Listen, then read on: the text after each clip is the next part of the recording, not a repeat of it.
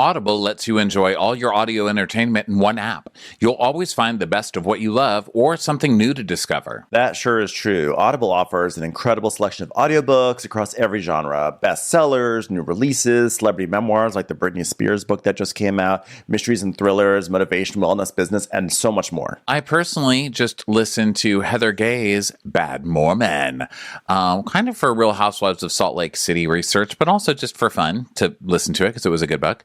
And it's great. I mean, it's her actually reading it. And it is so nice to run around and do my errands and be able to listen to a book. Because let's face it, I will crash my car if I try to read it physically. It's a great use of Audible. So try Audible free for 30 days. Visit audible.com/crappins or text crappins to 500-500. That's audible.com/crappins or text crappins to 500-500.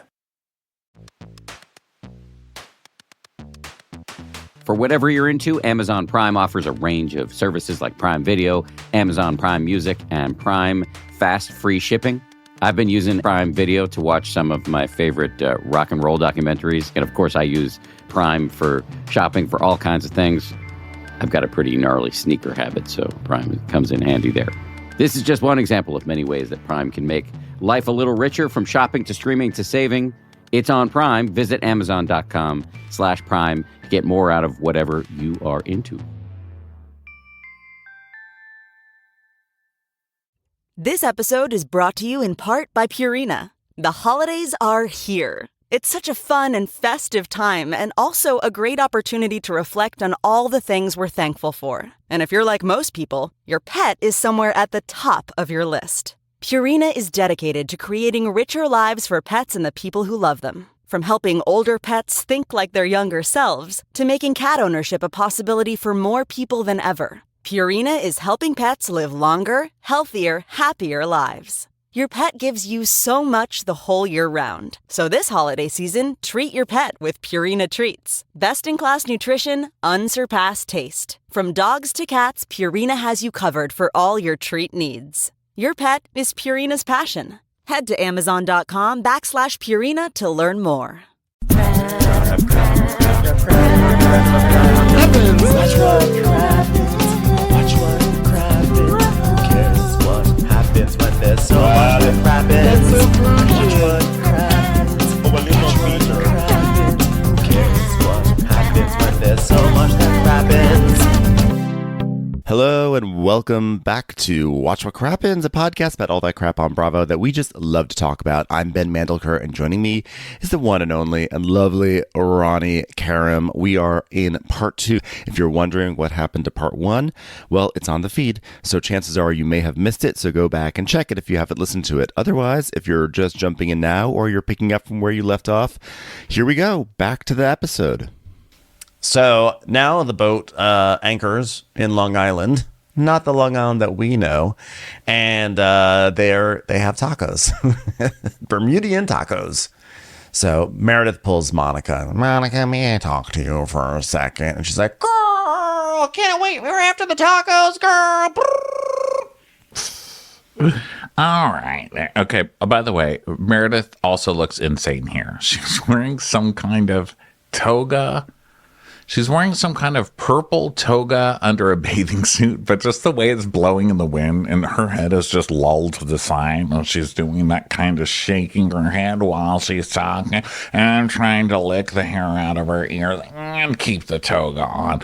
I mean, it's a lot. There's a lot going on here. So she's like, all right, we need to get to talk. And Monica tells us, please, can we talk after the taco?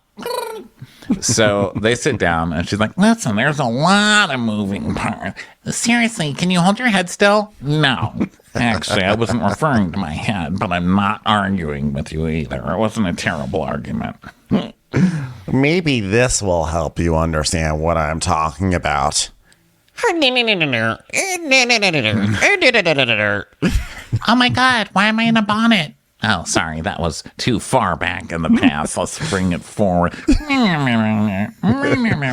no, I think I may have quantum leaped myself. We're just going to have to go through different stages of time until we get back to Bermuda. Our adventure begins.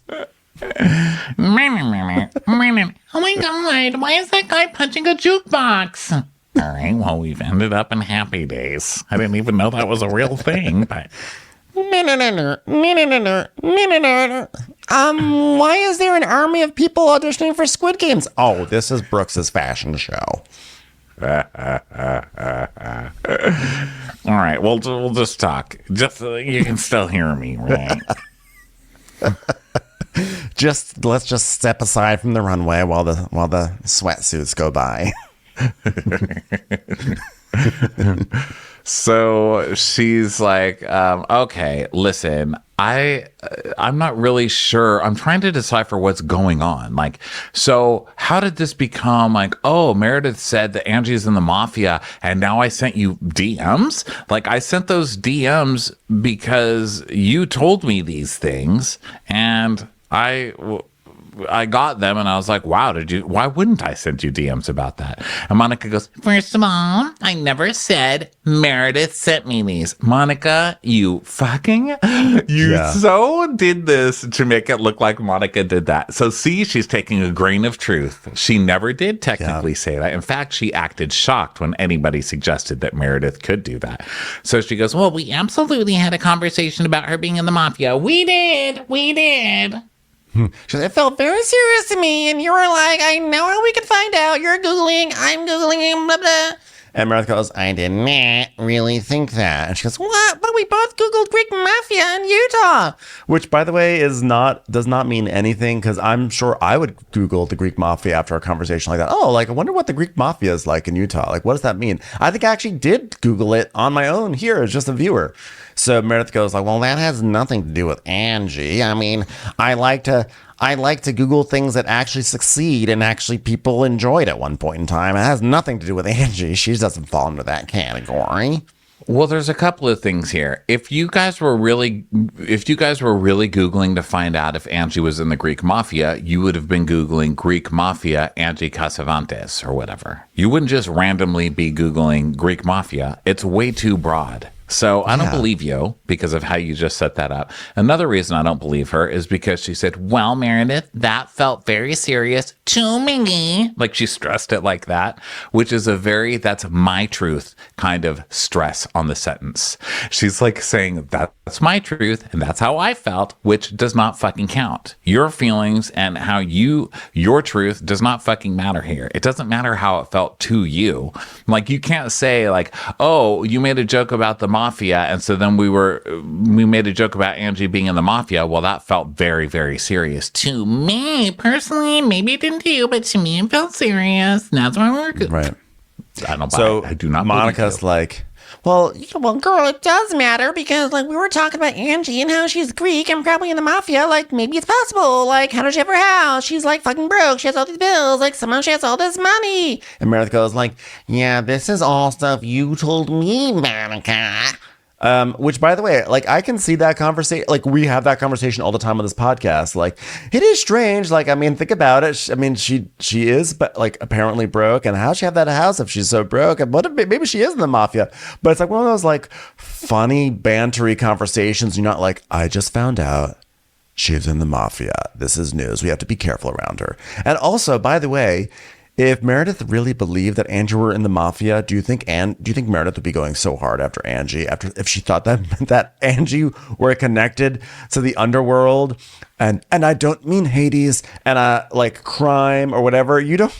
If someone's like the daughter of like a kingpin or like a mafioso, you're not gonna like go hard at them. You're not going to go hard. The argument would be that she wasn't going hard at Angie. She was trying to get Monica to wield this information by sending her the secret DMs. So I guess that would be the argument. Like she's not trying to fuck with someone in the mafia. She's trying to get someone else to do it so she doesn't get caught, which is kind of sly. But she has been going at Angie this whole time. So, you know, outside of this. So I don't know. This show is so funny how this show, it's so stupid and it can twist you up. You know, like, oh my God, who do I believe? So, Mafia. Also, Meredith goes, wait a minute, but I told you a story. And then you, ... Monica jumps in. Yeah, like how she's broke, how she has all these bills. So she's avoiding again. And then Meredith goes, but this is all stuff that you told me, Monica. And she's like, well, this just sucks because I thought Meredith was my friend. And I definitely feel like she's just leaving me hanging out to dry. You are hanging her out to dry. Yeah, you just literally put all of this on her. Like she came up with all this stuff. She sent you all these DMs. You had no idea about any of this Angie stuff before. She probably tricked you into believing it. And now everybody's friends with you and completely icing her out. You don't get to be the victim here, ma'am. You were the one who threw her under the bus to Lisa. Like you went up to you called Lisa up to your terrace and said, "Hey, this is what happened, and Meredith did this, and Meredith did this, da da da da da." Like, and now you're gonna say, "Oh, I'm being hung out to dry," and that is the thing that is always so suspicious / hilarious / what's great about her, about Monica, is that she throws the stone and then she turns herself into the victim about it. Like, "Oh, I'm being held out to dry." It's like, no, which is why. That totally is why she is not as reliable of a witness in these sort of things. When she's, or not a witness, but her story, you have to question it a little bit more because we see the way she warps the truth just in the way she interacts with people. So you have to go, when she tells back her version of a story with Meredith. Right. Okay, so then Lisa pipes in. Okay, so Lisa just starts yelling from the other side of the Zara. She's like, Meredith, stop lying, Meredith. Meredith, you stop lying right now, you liar. And she's like, Lisa, I am not lying. We are having a conversation. You are lying. Liar. Don't do this to Monica. You did it to Whitney. You've done it to me. Okay. No. What did she do to Whitney? How did she send... What was the DMs about Whitney's thing? Don't you remember when Meredith said, well, there are a lot of rumors about Lisa, and then Whitney went, yeah. And then Whitney went to Scottsdale and said, you know what? They're saying that Lisa gave oral sex. She jizzed for jazz. She gave oral sex for jazz tickets. And then acted like Meredith was the one who made her say those words when those words never came out of Meredith's mouth. Don't you remember, Ronnie? Like Meredith is such a... I just want to make sure. I know. I just want to make sure that there was no DMing thing because Lisa's like, you did this to Whitney. You've done it to me. No, Whitney did that to you. Now, Meredith did say I've heard that there's affairs. With Lisa Barlow, I hear that there's affairs. That wasn't great. But, again, Whitney's not the victim. And then you've done it to me. She talked about your SEC violations because you guys were fighting with each other. And I don't think that's that hard to look up. Isn't that public? Well, also Lisa Barlow conveniently she's very shrewd, but she conveniently has been playing this angle of like, this is what Meredith does. Conveniently overlooking the fact that this all 100% stemmed from Lisa's infamous hot mic moment in season 2 when she went behind the closed doors, allegedly not realizing that she was mic'd and just went in on Meredith and basically called her a slut and just let it all out there. And so she's acting like, oh, everything was fine. And then Meredith just came for me. But it's like, no, Meredith was pissed at you because you betrayed their friendship. Also, I have to say, Lisa is pretty fishy in this situation because Lisa's pretending to like Angie, so who knows what she's really doing or if she has anything against Angie. I don't know what her motivation would be. If she just wants to make Meredith look bad and Angie's the easiest target, I don't know what it would be. But thou doth protest too much, madame. I mean, she spends the next 10 minutes literally yelling and screaming about this to Meredith. She's not in this conversation. I'm not really sure what her deal is, but last week she said she has all these cybersecurity people working for her too. So, like, if we're going to start accusing people of being fishy on the internet, I'm surprised that Lisa's gotten off so easy because Lisa's pretty fucking fishy right now, just yelling and but yelling also, like, and yelling. Lisa going hard in the paint to defend Monica when it was only like it was not even a full D. It was a D that like Monica and Lisa were screaming at each other at Whitney's Prism event. Okay, they hated each other. And now all of a sudden, Lisa is the one defending Monica so intensely that she's screaming on the other side of the Zara showroom / Catamaran that against Meredith. It just shows how hilarious this show is. These alliances just shifting so quickly and fecklessly. So Meredith is like, Lisa, stop yelling at me. No, I'm not going to stop yelling at you, Meredith. It doesn't affect me anymore. You're a fucking mess, and you're losing all of your friends since you can't stop lying. Well, that's fine. I have many, many friends. Well, you're going to lose many more friends when they see what a fucking liar you are, and you can't leave people alone. But then how does Monica get a pass, Heather, for participating just because she had some mea culpa? Like, she's just going to get off scot-free about it? And Lisa's like, no, she doesn't get a pass. She doesn't get a pass. And Heather goes, yeah, but she said the same things as Meredith. And Lisa goes, yeah, but at least she was honest about it. Really? Because she said that she's been sent all these Come on now. And then we have Lisa worked up in her interview. It's always funny when Lisa works herself up during the interview. She goes, this is what I expected from Meredith. At this point, just say the truth. Like, no one's interested in I didn't do it anymore. Okay? You're busted. We know you did it. It's like literally like, you know, like tie her up and throw her overboard or like get some answers at this point because you're like, you need to own what you did. Yeah, and so Meredith is like, oh my God, this is exhausting. And then Angie jumps in. She goes, of course it is, because you are defending a lie. I'm not lying.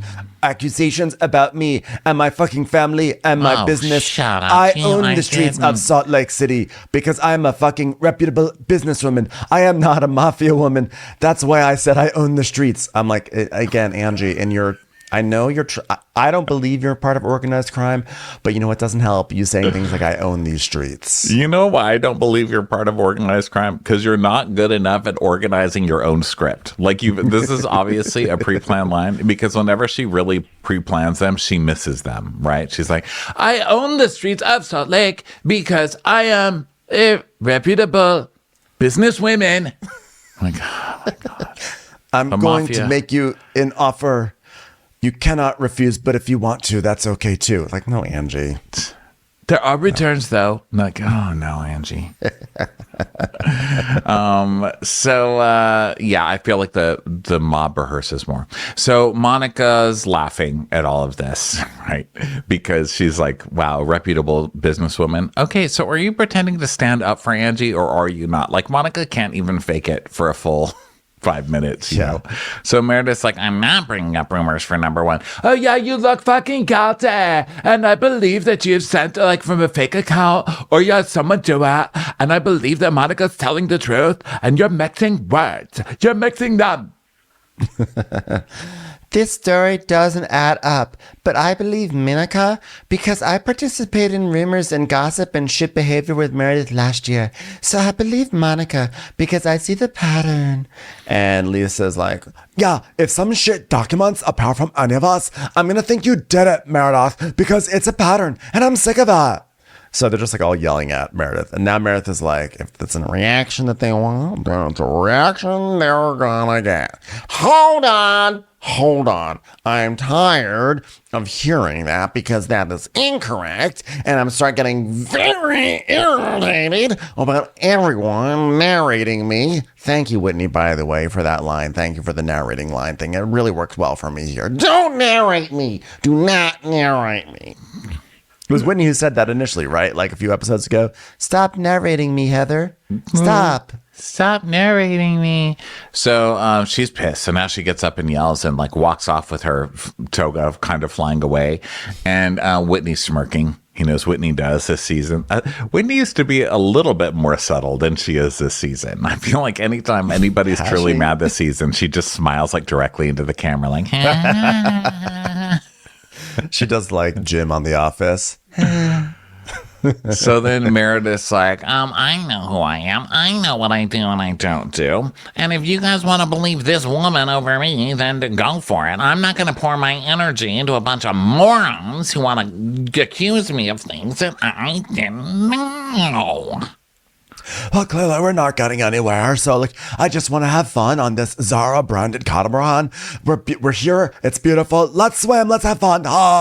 So now they all decide that they want to have fun and they're going to swim and everything. And Angie is like, I guess since Whitney's going to go swimming, she takes out her extensions. So Angie like puts them on and then is like Greek dancing with the Whitney's extensions around her waist. Look at me. I am hilarious. Icon. I'm made for a gift. Ha ha ha ha ha. And then it just keeps going on too long. And then they show people swimming and then birds flying. And then late, it's like an hour later. And Angie's still like, do you have enough? Is this enough footage of me dancing in a wig skirt? Opa, opa, opa, opa, opa, opa. So then Meredith sits down with Angie and she goes, look, Angie. Oh, God, I can't believe I have to have a scene with Angie. How far the mighty have fallen. Am I right, Angie? Okay. So listen, Angie, I know that there's a lot of stuff going on that's inciting a lot of issues. But I do think that we need to sit down and have a talk. Am I mortified? I am. But you know what? Consider it your $1 in the Salvation Army tin. Okay? Have a seat. I don't know what to believe. So Meredith goes, well, the reason I called Monica is some of the things that were in some of those DMs were things that she had already mentioned to me. And that's why I said, did you got a DM? Like, that was it. That was it, Angie. There was nothing more. Right? But then, why would you even entertain this or ask her to look at that DM? If I got a fraudulent DM about someone that I knew that was bullshit, I wouldn't even say, did you see this? Because who gives a shit? Well, how would she know? She doesn't know you. I mean, listen, if somebody sends anybody a DM saying, oh my God, listen to all this gossip about this person we know, we're all opening that DM. What the fuck is wrong with you? Like, it is up to nobody to say, I refuse to engage in this. It's gossip. I'm reading it. Let's say I had like I was deeply angry at. Let's say I was deeply angry at like Don't even start. Diane. Do not even start. Let's say man. Diane Keaton. Let's say I was really angry at Diane Keaton. Okay, and then Ronnie, we're on a plane, and you're like, "Well, I heard this about Diane Keaton. And I heard this, and there's a rumor going around that she's actually poor, and there's a rumor going around that she actually hates wearing a tie all the time, and she loves color, but now she's committed to the bit. I heard that, and I'll be like, "Oh, okay, well, sure, she's a bitch. I hate her." And then like 2 weeks later, I get a DM that's like, "This just in. You may not know this, but Diane Keaton really loves color, and she's overly committed to her bit, and she's poor, secretly poor." I'll be like, Ronnie, remember that stuff you were saying? Someone just sent it to me also. Isn't that crazy? Yeah. That's like a normal thing. Yeah. And Andy's like, and you thinking that Diane Weist was the same. Wait a minute. Don't get your Dianes confused. That's something we're not going to be able to come back from. All right. Keaton is not the same as Aladdin. It's not the same as Elaine. All right, real quick. Let's rank the Dianes. Okay, I go Weist, then Keaton, then Ladd, then Lane. Your turn, Angie. None of them are Greek. Well, okay, you got me there. Finally, one decent point. I'm not sure if any of that's true. If that was a mistake, sorry, everybody. All right, go ahead, talk about whatever you want to. Mafia, bang, bang, bang. I'm very terrified, okay? And she's like, well, you were saying that you were scared of me because I'm in the mafia. Remember, well, to be fair, the word was Greek mafia. I don't think anyone's scared of the Greek mafia. I mean, my goodness, what are they going to do? Give you an olive with a seed in it? I remember once watching actually a very effective film starring Diane Ladd about the Greek mafia, and the most violent part was when a car drove by and threw a pita at someone on the street. It's really not very afraid of the Greek mafia, I've got to say. It's time for a commercial. It's time for a Crappens commercial. Step into a world of nonstop action on DraftKings Casino. Play the classics like blackjack, roulette, and slots. Plus, enjoy exclusive games you can't find anywhere else. All you have to do is sign up, select the offer, make your deposit, and start playing from a full suite of games. Download the DraftKings Casino app now and sign up with promo code CRAPPENS. New customers can get a deposit match up to $500 in casino credits when you deposit $5 or more. Only on DraftKings Casino with promo code CRAPPENS. Gambling problem? Call 1-800-GAMBLER or visit www.1800gambler.net. In Connecticut, help is available for problem gambling. Call 888-789-7777 or visit ccpg.org. Please play responsibly. 21 plus. Physically present in Connecticut, Michigan, New Jersey, Pennsylvania, West Virginia only. Void in Ontario. One per opted-in new customer. Min $5 deposit. Max Match 500 in casino credits, which require one-time playthrough within 7 days. See terms at casino.draftkings.com/players choice for eligibility, terms, and responsible gaming resources. And here's your prescription. I know just the pharmacy to get this filled. Who are you? A pharmacy benefit manager. A middleman your insurer uses to decide which medicines you can get, what you pay, and sometimes even which pharmacy you should go to. Why can't I go to a pharmacy in my neighborhood? Because I make more money when you go to a pharmacy I own. No one should stand between you and your medicine. Visit phrma.org/middleman to learn more. Paid for by Pharma. So, she's like, I'm not scared of you, okay? It's just I don't like someone yelling and screaming at me and the way you treat me, okay? So think if you were standing in my shoes. Like, why would I want to be around you? Every time we see each other, it's unpleasant, and you just don't stop, okay? And so, if we... Put yourself in my shoes. Why? Okay, now you're looking at you right now. Now you see you. Why would you want to hang out with that? Do you see what you are? Okay, now since you're me right now, doodle-a-doo. Do it out loud. Doodle-a-doo. Okay, can you see 5 minutes ago when you were dancing around in a skirt made out of hair? Why would I? Wait, hold on. Do a little more. Do some more doodle-a-doos. Doodle-a-doo-doo-doo. Okay, now we're in Palm Springs. Look, you just called you a trampoline with eyes. Is that nice to you? Okay, doodle-a-doo again. Do-do-do-do-do-do-do-do-do-do-do. Okay, that's the wrong mafia, Angie. Is someone going to help Angie with her mafia storyline? She's mucking this up. Now we're in Park City. It's 1928, and some mobster just came out of a little restaurant. Don't scratch that either. Angie, is that your dad coming out of the restaurant with him? Oh, no, it's Olympia Dukakis. Never mind. Let's doodly-doo back to present. Doodly-doo. The first second I get a new couch, Bueller jumps on it and just starts scratching the fuck out of it, dude. That's why I had to get a new couch. Could we not? Oh, Okay, did he back make to it. was he affecting the fabric with his scratching, with his digging? Oh, he will eventually. There's no Bueller-proof fabric. Okay, well, welcome, new couch. You're going to last about 5 minutes. Okay, thank you, everybody. Check it out. Okay. Oh, God, it's a hair skirt. Okay.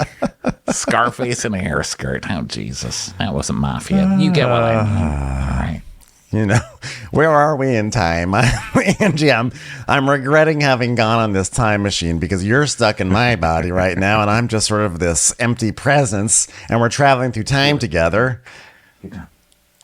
Would you care to doodly-doo one more time, Angie? Get us somewhere productive? Doodly-doodly-doodly-doo. Oh, where are we? Oh, we're in a sofa shop, and there's Ronnie Karam buying a sofa. Should we tell him to stop? No. Should we tell Ronnie he should buy a crate along with that sofa? Okay, so Angie's like, okay, but that is all I wanted from you. Some acknowledgement. She acknowledged nothing, by the way. Meredith sat Angie down. Okay, Meredith is accused of sending DMs to ruin Angie's life and reputation. And her response is, well, why would I like you? Would you like to calm down and be... Meredith is doing a great job of getting herself out of this hole. She's like, okay, they all hate me. There's nothing I can really say. So let me like chill out Angie and let me just kiss up to Lisa, which is what she's going to do in the next scene. And she just gets herself out of the hole. Pretty much. And it seems to work because Angie's like, oh, okay, I will be nicer. And then she tells us, I don't trust Meredith, but if she's willing to take some accountability, I'll give her a chance and see if she can be trusted. But if she continues to destroy my reputation, I am like a plate of green oil and lemon left after we tried to serve dolmas. Done. I am done. Okay, so what kind of threat is that? If she threatens to ruin your life again, how many times do you get to ruin somebody's life? You know, next season they're going to be best friends too. That's the funny part. Yeah. Basically, because this season their feud is based off of literal nothing. So Meredith goes up to Heather and Lisa and she says, well, Angie and I spoke, and I made her realize by stepping into my shoes how awful she is, and she saw the awfulness of herself. And, you know, I think the final conclusion is she's going to take a hit out on me. And Lisa literally goes, "Wait a minute, you're lying." I didn't realize she said that. Yeah, she goes, "You're lying." And she goes, "Oh my God, I'm just kidding." Violence goes, is "Oh my not God." the I was like, answer. Wait, what? So they are going to go out to dinner tonight at a place called Blue. And Meredith, they're in the Sprinter van. And Lisa's in the back. And Meredith slinks up to her and goes, "Hey, so you might not be thrilled with me, but I do want to share something with you because Brooks is excited. He put the square peg in the square hole. So we just want to get on FaceTime and congratulate him. Are you okay with that?" He got signed with Ford models. And Lisa goes, "Oh my God, he did not. What?" And so now they're like girlfriending back there, which is weird. I mean, this whole show is weird. It's like, how dare all of you? Oh my God, let's talk about Brooksy. They're saying he might land the Gerber contract. I don't know. Fingers crossed. So Monica's watching it. She's like, wow. She's like shocked that they could be friends again. As if Monica has not had so many pivots with women in this group, right? So she goes, "This makes like zero sense to me, girl. Like, why all of a sudden can like Meredith and Lisa be like screaming at each other, and then like Meredith can be like kissing Lisa's ass?" I don't know. Maybe the same way that you could be literally screaming at Lisa at Whitney's event and then choosing Lisa to be the one that you bring to visit your family in Bermuda. Or the way you were screaming at Angie and now you're kissing her ass while trying to throw someone new under the bus. I mean, come on. Not a criticism, by the way. I fully support all of it. I'm just saying that's how it happens. So Meredith is telling Lisa, like, "Oh, you know what Brooksy said? Let me tell you this really important tidbit. He said, Mom, lean into Lisa. Because Lisa really knows who you are at the end of the day." Why didn't they insert a clip of Lisa being like, "Oh my God, she's a slut and a whore. She's fucked half of New York City. At least I'm not posing with my family posers, Parkers, all posies, all of you." Parker posies. So then Whitney's elsewhere in the Sprinter van. Whitney's saying how she's really enjoying sleeping in her own bed. And she goes, "Guess what my husband is? My husband has a very nice nose for going down. And if anybody wants a lesson on how to use a nose, let me know." Oh my God, I hope no one calls you sexy, Whitney. Oh no, watch out. Someone might think you're sexy, Whitney. Stupid Whitney trying to start a fight about someone sex shaming her while bringing up getting fucked with somebody's nose. I mean, you can't. She's like, Heather, do you want to talk about, would you like a nose in your vagina? What kind of nose would you like to go down on you? And Heather's like, Whitney Rose, we all know my boundaries, so please respect them. Thank you. You and Monica could talk about ass eating all day long. I'm not going to. And then then Whitney's, of course, very offended by this. Yeah, she's like, "I'm not talking about ass eating." Didn't they just talk about ass eating, or was that another Housewives show? Which Housewives show were they talking? It was Miami. They talked about ass eating this past week. Was it Miami? Oh yeah, with Kiki. Because Kiki's like, they're like, "What's your kink?" "I get my ass eaten out." And they're like, "What?" I'm like, when they said, "Hey Kiki, what does ass taste like?" And she went, "Like us." So Whitney goes, "Here we go again. Heather is uncomfortable. So now she has to keep shaming me instead of empowering me." What? Okay. No one shamed you. You asked her to share her experiences with guys going down on her and like how the nose was like. And she said, "I don't want to talk about that. It is not empowering you for her to share her like nose stories." Whitney's trying so hard with the sex shaming storyline. Like, literally nobody cares. Okay. So Heather's just laughing, by the way. Heather's not taking any of this seriously because Whitney's drunk as hell. And Monica is even like, "Your nipples out." So Heather's just assuming like, okay, whatever, you know. She says, "I'm confused by your boundaries." Oh no, Whitney says, "Heather, I'm so confused by your boundaries sometimes." And she's like, "Same." So now they get back to the house, and Whitney comes to Monica's room. No, Monica goes to Whitney's room. No, Whitney goes to Monica's room. Okay, thanks. I wrote it that way, Monica but then I has was like, is that how it happened? Doodly-doo, doodly-doo. Monica has like this random glam guy named Andy. So Whitney comes in and she wants to use the glam. And Monica's like, Literally, I felt like I was like on another planet, girl. Like truly like that, like on that fucking ride home. Like I feel like Meredith now knows like, oh, Monica's not doing what I want anymore. So I have to switch back to Lisa to make Monica the piece of shit now. And it feels like Monica, like I just feel like Meredith just like left me out here alone because like she came here with me with like all this crap. And now I have to do like damage control. And now I've got to get them back at my side. yeah.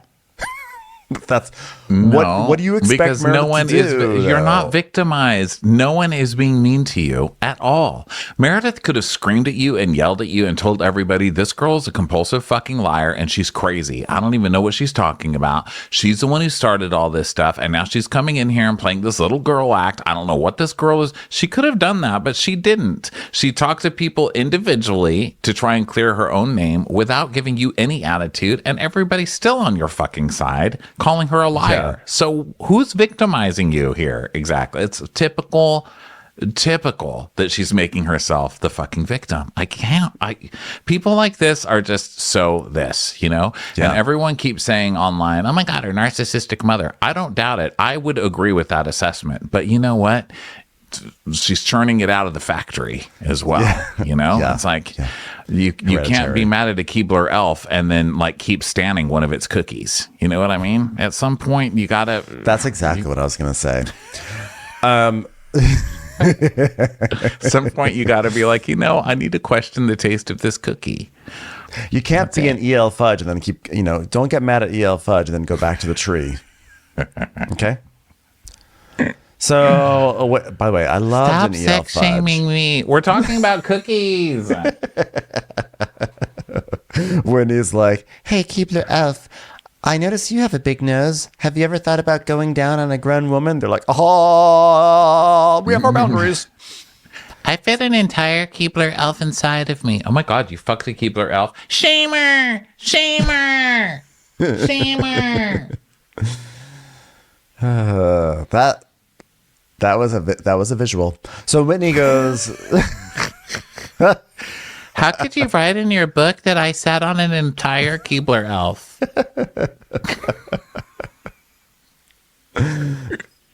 I believe you.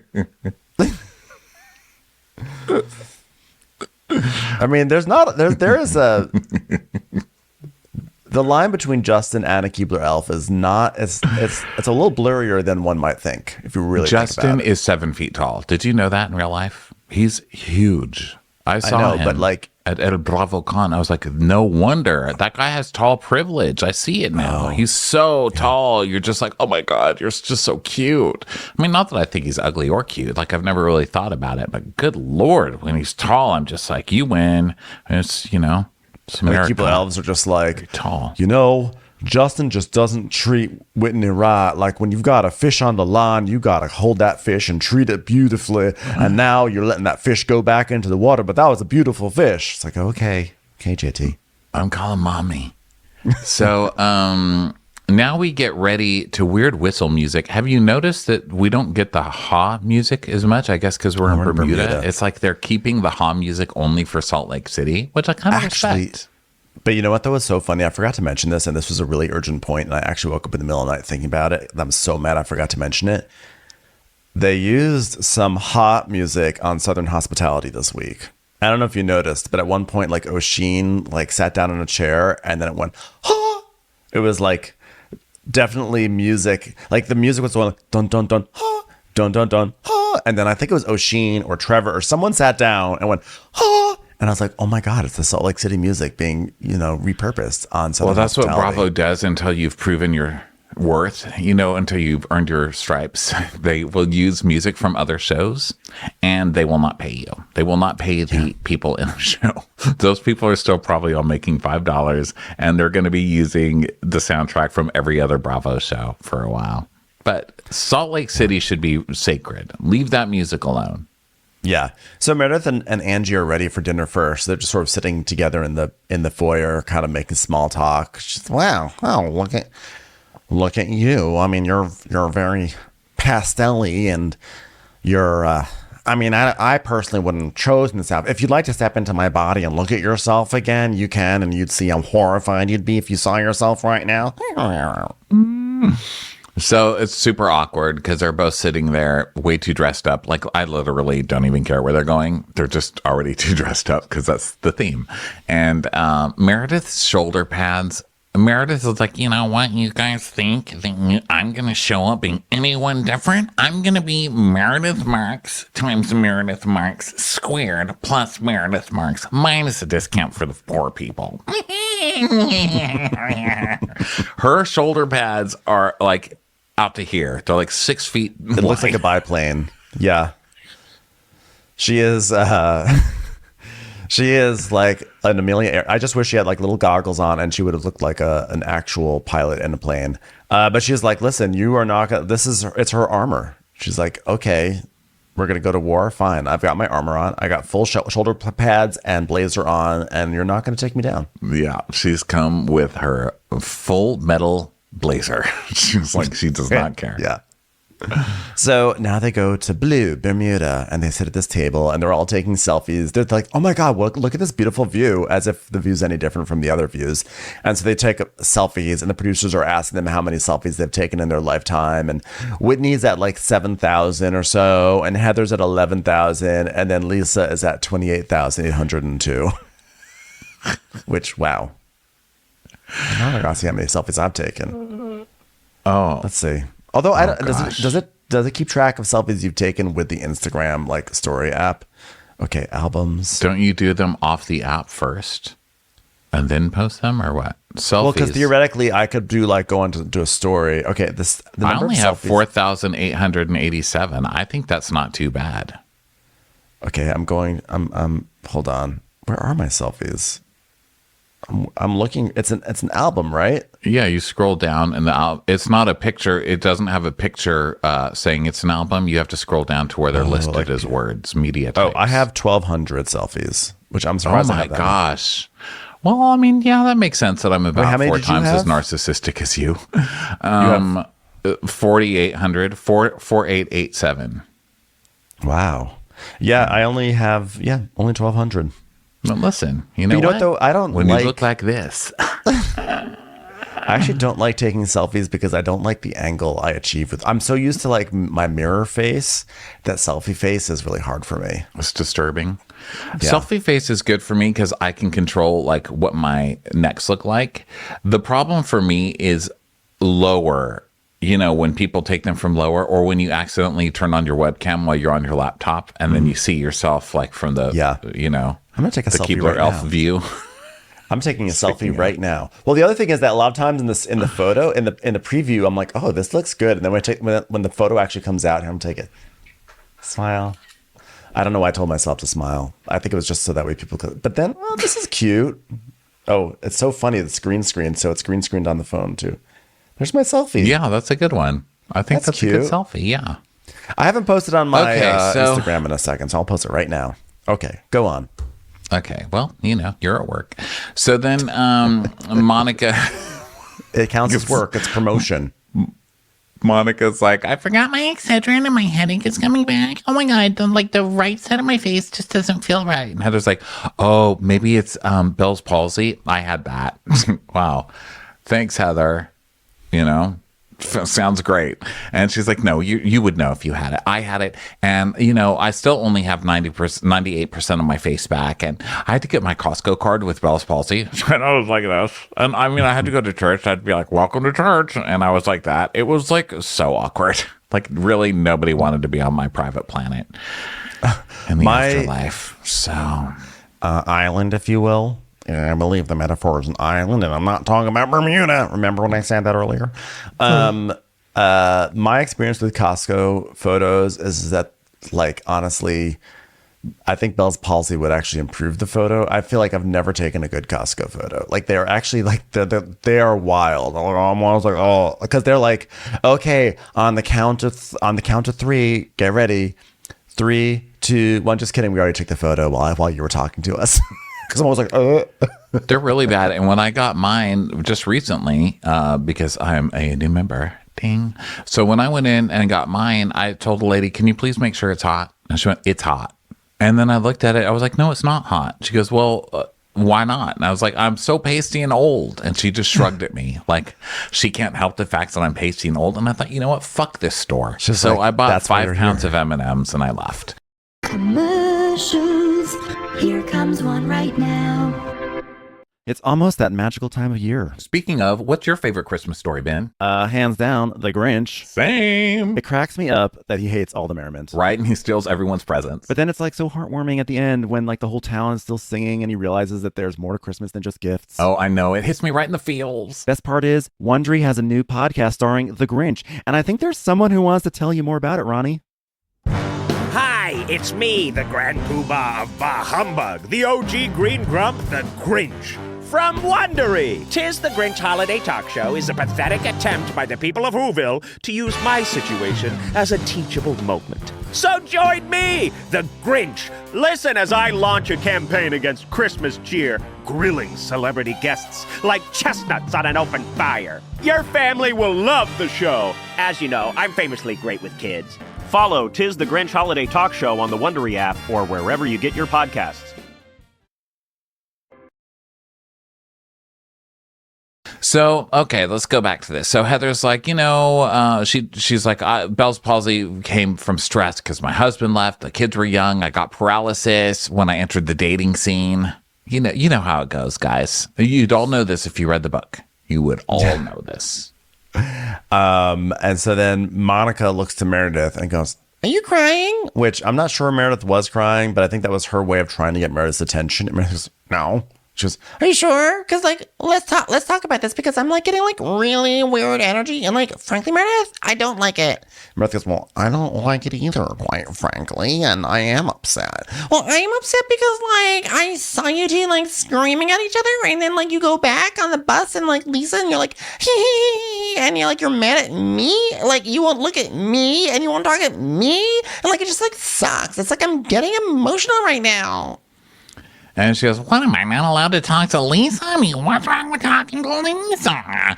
And Lisa's like, yeah, you know what? Here's the thing. I feel like I get very hard today, but it's like a sister thing. Me and my sisters fight all the time. I can be like, die, bitch. And then we can go shopping 5 minutes later. Am I right? Well, I made a choice when we reconciled our friendship to accept you, Lisa, as who you are, and part of who you are is someone who is not very bright and someone who screams a lot and someone who I think that we all in general don't take seriously. And I thought, you know what? If she's screaming, it's the same as looking at a lost animal on the side of the freeway. So don't take it too personally. And that's it, right? And Monica's like, but you're still mad at me. And she goes, well, I didn't say I'm not mad at Lisa. Okay, that's not the right answer. Just say who said I'm mad at you? I've done nothing to you, lady. And so Lisa goes, yeah, you know what? There's a step in the middle between made up and mad. And we're at this step in the middle. And Monica says, well, I would like a middle step too because you won't talk to me or look at me. And that's not who we are, Meredith. No, who you are is a pair of friends who became friends talking shit. And then you went and took every single thing that you were talking about and blurted it out in public. That's not cool. I wouldn't want to be friends with you either. I mean, listen, one of the most important things in life and on Housewives, but especially in life, is being able to talk shit with your friends. I can put up with a lot, but if somebody gets me to open up, you know how people get you to open up by talking shit to you? And then that's oh my God, floodgates open. And then you just become a total monster and start talking massive shit too. That's how it works. I'm not familiar. I'm of higher moral caliber, so but I've heard tales. Let me put it this way. Do you remember what a nice person you were before you met me? Okay, yes. Doodly-doo, doodly-doo. Diddly-doo, diddly-doo. So yeah, when you open those floodgates and then the person betrays you and goes and tells everybody what you were talking about, fuck off. You're a terrible friend. Yeah. So Meredith goes, well, let's move on. And Monica goes, okay, and take it to bed then. sort of acting fine, we'll go to sleep angry. So Meredith goes, so does anyone have any fun summer travel planned? And I know Jen Shaw doesn't. So then Lisa starts talking about Jack. He's going to be leaving for his mission on July 24th. And she's just like, I'm having like so much fun here. Like here in Bermuda, going to Zara and everything on the water. Like that was great. But like, I'm also feeling like I'm losing days. And like, I can't think about it or I'm going to cry. I just know that like, he's just like never really coming home again. It's like the part that's hard for me. It's just like the thought of not having him. Open the window, would you? Some would call this the ultimate betrayal by your son, right? Sounds like Hagrid trying to take a poo. Like, so, what is Pioneer Day? Is that a Mormon thing? I guess so. I guess that's the day. Maybe that's the day that all the missionaries go off. Completing Pioneer a Day. treacherous 1,000-mile exodus, an ill and exhausted Brigham Young and fellow members of the Church of Jesus Christ of Latter-day Saints arrived in Utah's Great Salt Lake City. So there you go. I was like, wow, how does everybody know what Pioneer Day is? But there you go. Just July 24th, is that when it is? It is. Wow. Huge. Yeah. Huge day for pioneers. Big day, really. It's a big day. Huge. Pioneer Day. So Whitney's like, Lisa's behaviors and emotions have been all over the place, but hearing her open up and sound like, she's going to be sad without Jack. I can't even imagine Bobby leaving the nest. I don't even want to think about it. Okay, I'm going to stop thinking now.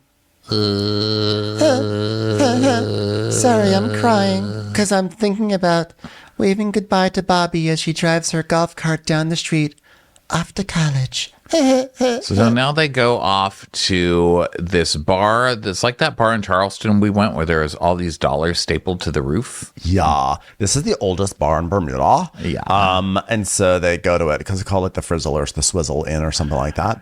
So they go in. And I like that this group can just fit in anywhere. They just don't walk in like tourists. Just kidding. Here's how they all walk in.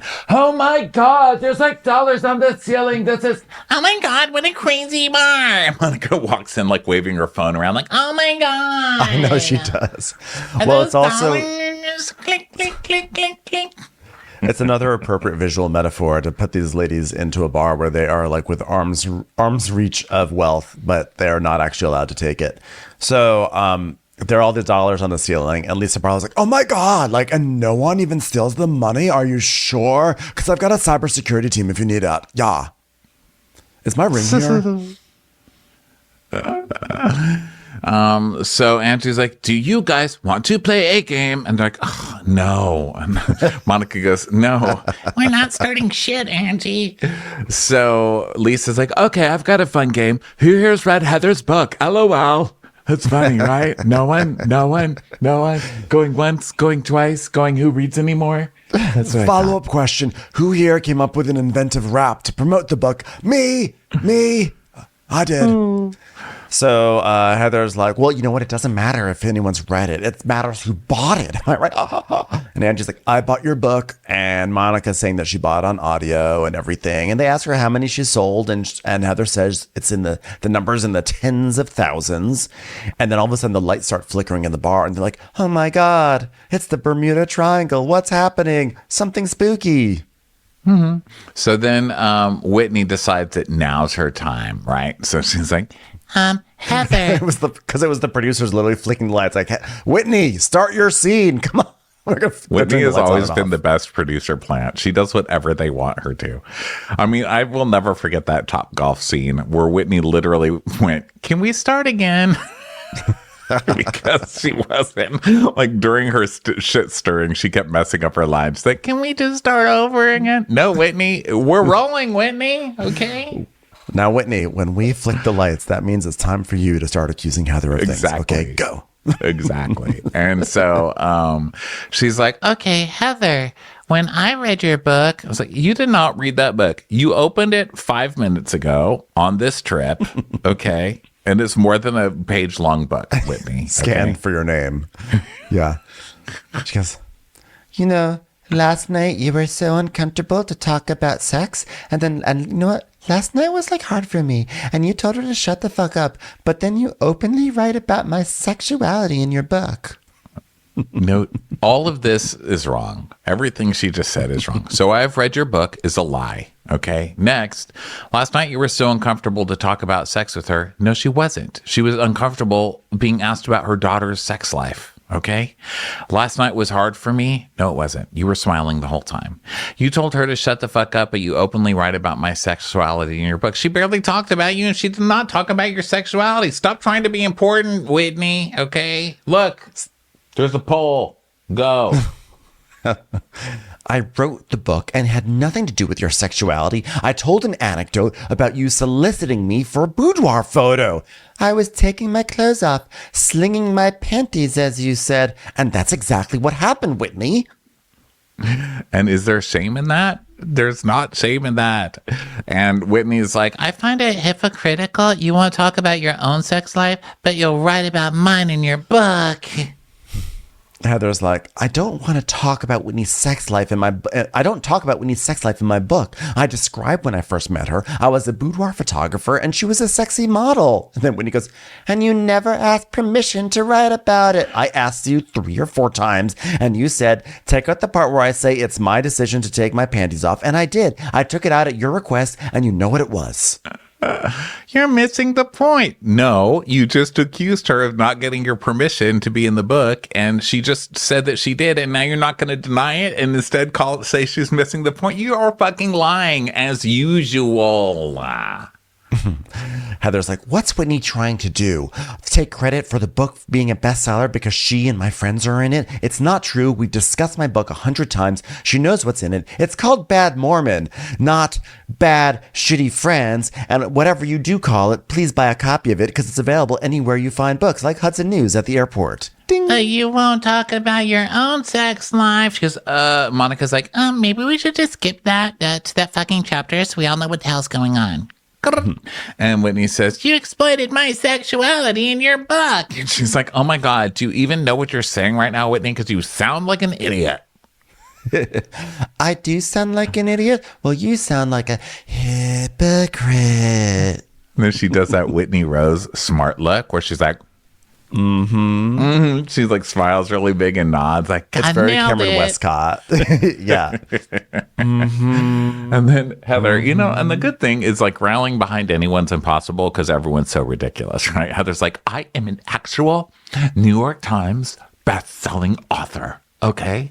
And you are ridiculous bitch for even trying to say that. I'm gonna leave now, move. And she gets up and just starts pushing her out of the way. She goes, no, and she tries to hold her, and then Heather kind of stumbles. She goes, oh, don't put your hands on me. No, you're the one touching me. You are lucky there are no plantation shutters to throw your ass against right now, okay? And why are you always like enclosing her in a situation whenever you confront her? Also, this bar is the size of a shoebox, and there's like other people in it, and they're all looking, but they're all getting kind of shoved out of the way. At one point, when Heather's trying to get out of her seat, I don't know if you noticed this, she just knocks Angie out of her stool. She just takes Angie's stool and just knocks it to the ground. Angie's like, "Opa!" It just falls against the bar. She's like, "I get me out of here." Well, there's also a group of fans who I don't know if they followed them in or what, but all these blonde ladies come in. They're like, "Oh my God!" They start like screaming at them and like waving. It was hilarious. So then Heather's like, Jesus, Whitney. And then Whitney goes, you took my shoe off. You exploited my shoe. You exploited my shoe for your book. And Heather's like, you're exploiting your own sexuality right now. You're wearing it. Because she's wearing like a really sexy little dress. And she leaves and Whitney's just smiling. And then she goes, wow, everybody. Holy shit. So Whitney follows Heather outside. They're in this parking lot. Whitney's like, these are my feelings, Heather. And Heather's like, she's like, well, Heather, it's not fair that you sex shame Monica and exploit my sexuality in your book. Why are you so defensive about it? Heather, I want to have a conversation with you. Or are you just going to exploit that also for your next book, Heather? Oh my God. So Heather is like booking it up the street, okay? The producer is following her, going, stop. It's like, no, I don't want to stop. And Whitney's just behind her going, you exploited my vagina. You exploited my vagina in your book. Heather's Shut like, up. tell her to stay away from me. Tell her to stay away from me right now. You exploited my vagina.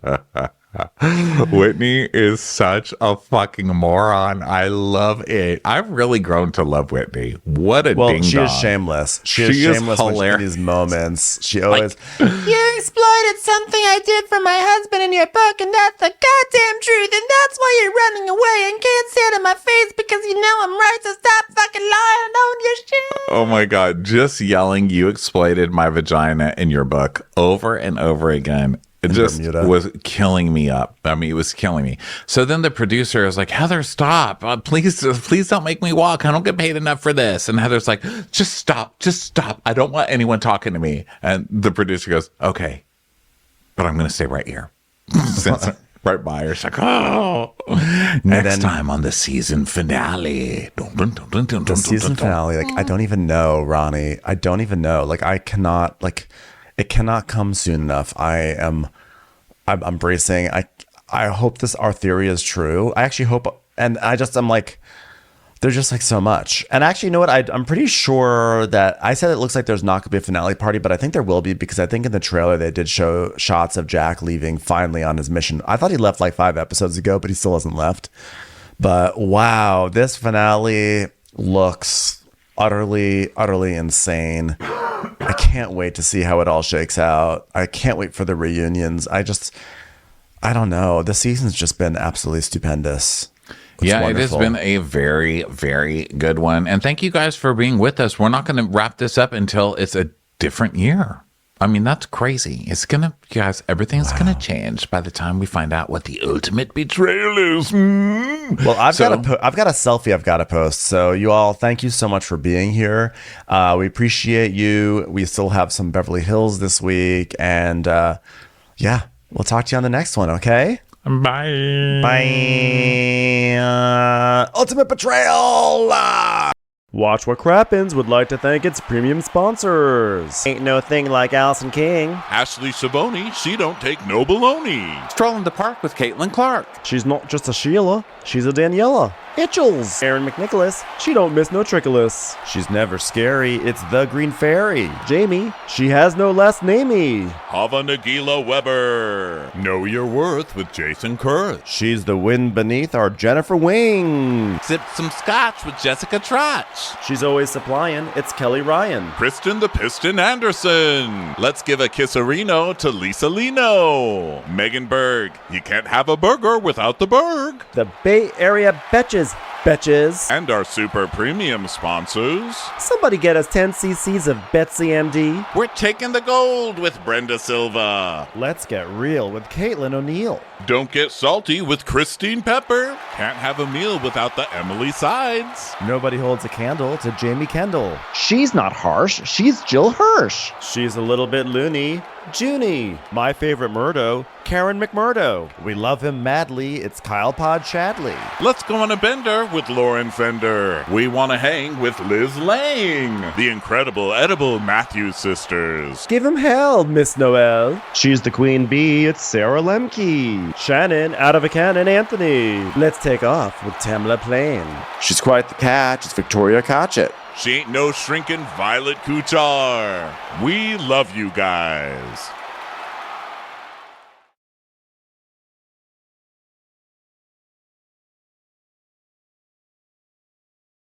Hey Prime members, you can listen to Watch What Crappens ad-free on Amazon Music. Download the Amazon Music app today. Or you can listen ad-free with Wondery Plus in Apple Podcasts. Before you go, tell us about yourself by completing a short survey at Wondery.com/survey.